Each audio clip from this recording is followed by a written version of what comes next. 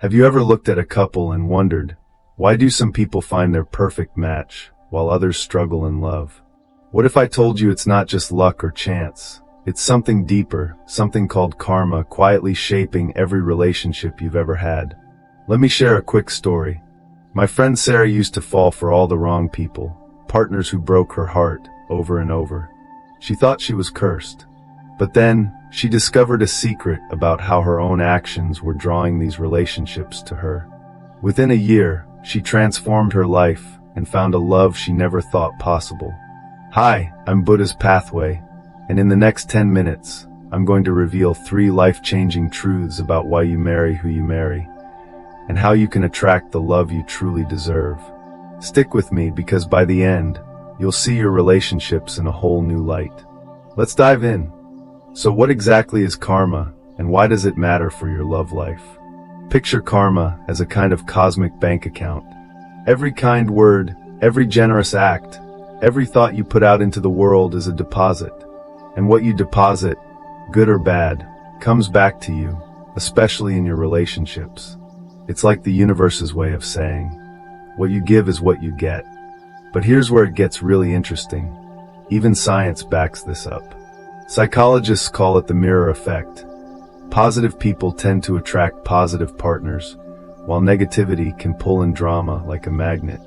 There's a famous study from the University of California that showed happy, grateful people are more likely to build lasting, loving relationships. And in spiritual traditions like Buddhism, Master H put it beautifully, you can only marry someone whose blessings match your own. In other words, your energy sets the stage for who walks into your life. Let me tell you about my friend John. John was the kind of guy who always saw the glass half empty. He'd complain about his job, his friends, even the weather. And guess what? His relationships were a roller coaster of arguments and heartbreak. Then there's Lisa, who radiates positivity. She's always helping others, smiling through tough days, and surprise, she's married to an amazing guy who supports her dreams. The difference? Their energy. John's negativity drew in chaos, while Lisa's warmth attracted love. Here's a small lesson to take away. Your energy is like a signal you're sending to the universe. If you want love that lifts you up, start by lifting up the world around you. Smile at a stranger, help a coworker, or just say, thank you more often. Small acts add up. But what happens if your energy, or your karma, isn't quite aligned with the love you're dreaming of? That's where things get even more fascinating. Let's talk about how your past actions, maybe even from years ago, could be shaping who you're with right now. Stay with me. Now that we've talked about how your energy attracts certain people, let's dive a little deeper. Have you ever felt an instant spark with someone, or maybe an unexplainable clash? That's where your past actions come into play.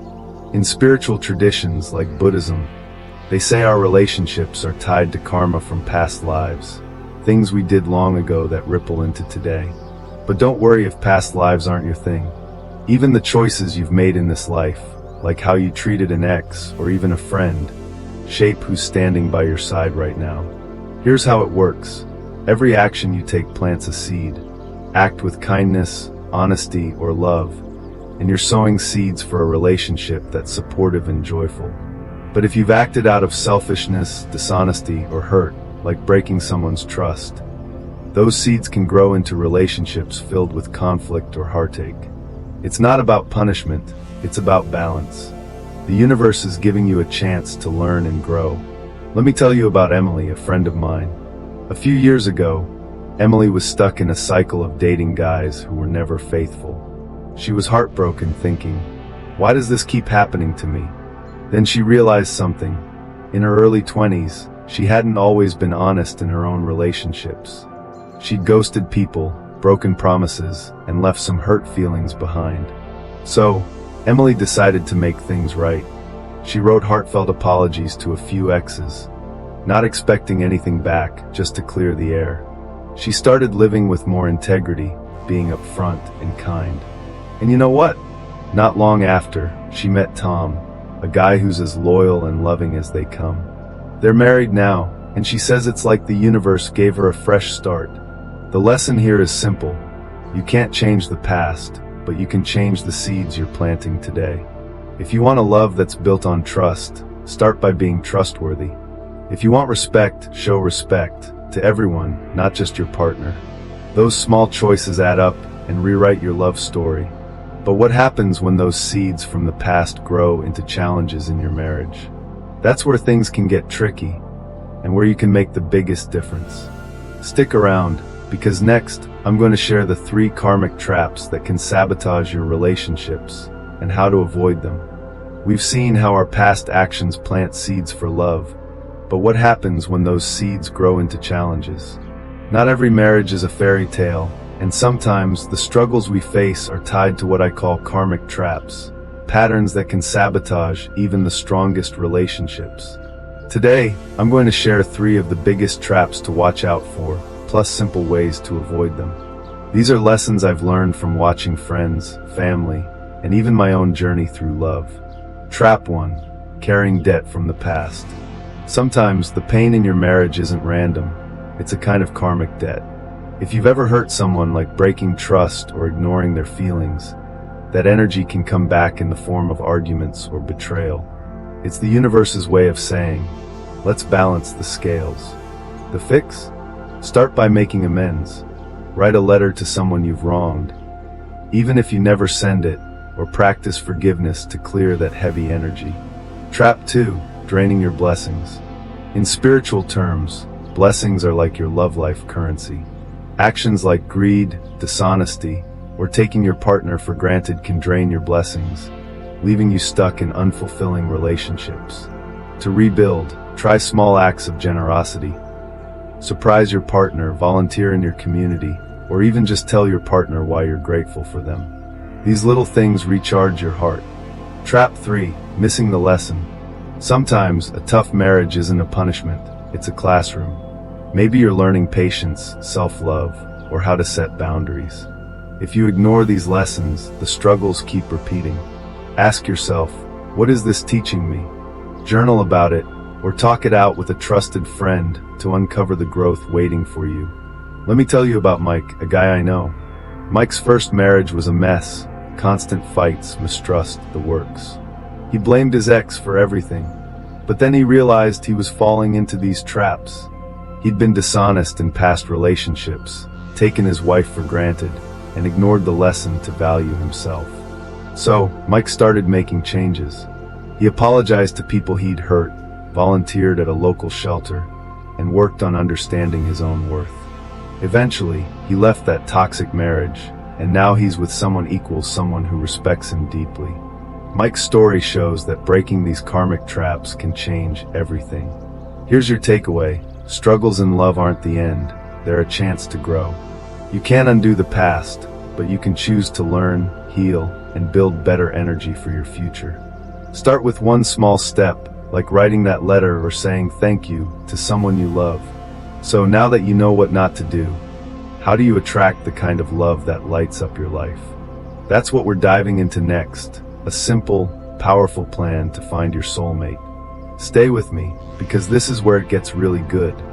Alright, we've talked about the traps that can hold your love life back, but now let's focus on something exciting. How to attract the kind of love that feels like it was meant to be. Whether you're single, dating, or already married, these 3 practical steps will help you draw in a soulmate who truly matches your heart. Think of it like cleaning your house before inviting a special guest. You've got to prepare your energy to welcome the love you deserve. Step 1. Become the partner you want to attract. If you want someone kind, honest, and supportive, start by being those things yourself. It's like tuning your radio to the right frequency. Your energy needs to match the love you're looking for.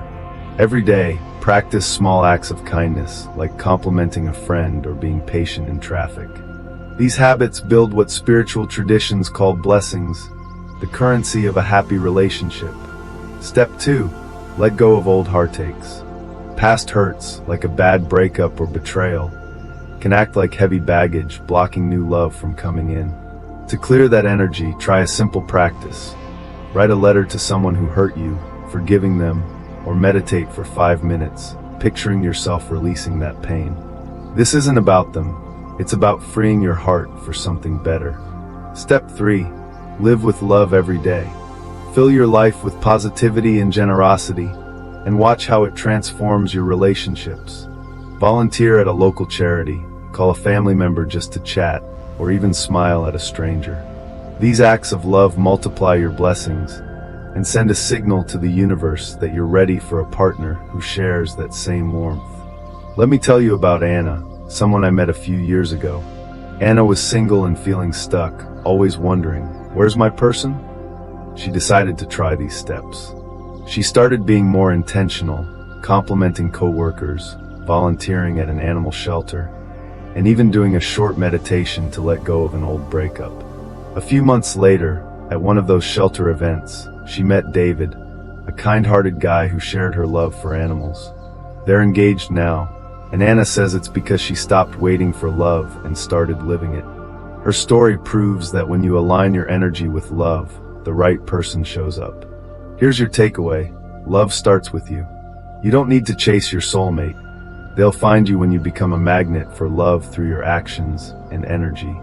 Try one of these steps tonight, maybe a quick act of kindness, and see how it feels. But attracting your soulmate is just the beginning. How do you turn your relationship into a journey of growth that lasts a lifetime? That's what we're exploring next, so stick with me. This is the part that ties it all together. We've come a long way together, haven't we? From understanding how karma shapes who you marry, to avoiding traps that sabotage love, to learning how to attract your soulmate. But here's the big picture I want you to take away. Your marriage, whether it's a dream come true or a work in progress, isn't just about love. It's a path to growth, a mirror reflecting your energy, and a chance to become the best version of yourself. Think about it. Every relationship, good or bad, is like a classroom. A happy marriage teaches you gratitude and partnership. A challenging one might teach you patience, forgiveness, or how to stand up for yourself. Karma isn't here to punish you. It's here to help you grow. By taking responsibility for your actions, healing old wounds, and living with love, you're not just building a better relationship, you're building a better you. Let's go back to Sarah, who we met at the start. Remember how she felt cursed, stuck in one bad relationship after another? Sarah could have given up, but instead she looked within. She started practicing kindness, forgiving her exes, and asking, "What's this teaching me?" Today she's married to someone who cherishes her, but more than that, she's proud of who she's become. Stronger, wiser, and full of love. Sarah's story shows that your relationships don't define you, they refine you. Here's the lesson to hold on to. Every relationship is a stepping stone to your growth. Embrace the lessons, whether they come wrapped in joy or struggle, and you'll find a kind of freedom that no heartbreak can take away. Tonight, try this. Write down one thing you're grateful for in your love life. Maybe it's a partner, a lesson, or just the hope of love. And one thing you want to work on. It's a small step, but it's powerful. Before we go, I want to hear from you. Drop a comment below and tell me, what's one lesson love has taught you? Or maybe try that gratitude exercise and share how it felt. If this video resonated with you, please hit the like button, subscribe, and share it with someone who needs a little hope in their love life. And don't miss my next video. It's all about keeping the spark alive in your relationship. And trust me, you won't want to miss it. Thanks for watching, and I'll see you soon.